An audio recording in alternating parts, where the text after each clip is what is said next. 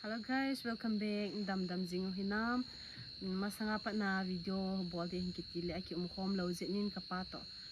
Dei bang te in video ahin kisim khom thezi pu ena ke hethi mu hitin na. Dunya yang hi iga khom pe dia video la kha ka hin sa hon de hi in bromin to thangin asa Jouvakhu nu jong ti te la he. Kai sa hon ding hin lung se te in comment like share ana bolo hitin na. Pa hai ga ti o.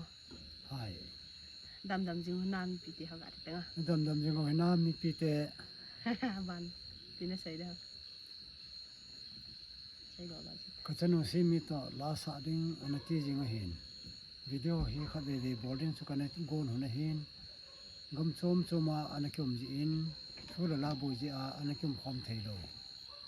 Ji sun tuni ni khwa hi kachanun la khat de kasa nom ke ti asu tuni ni khwa hi video khat kan bol ke dum de tai ti hi mi pi ten en het thim pi divin kan se ji Nang hona sai jong request ni him bolo o he chong boy te he ka sai la sanu mo hen ban pha da hin sa tho di he.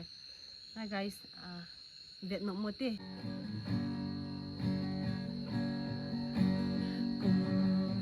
so dia ina lal thim thu khoi ba hita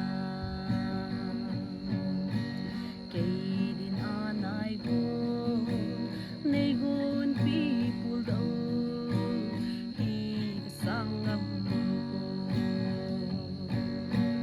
Jouvakhu nu zong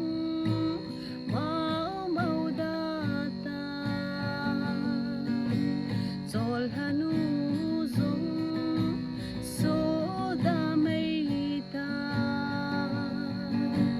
kay se ngay nun di bang ngay chen ta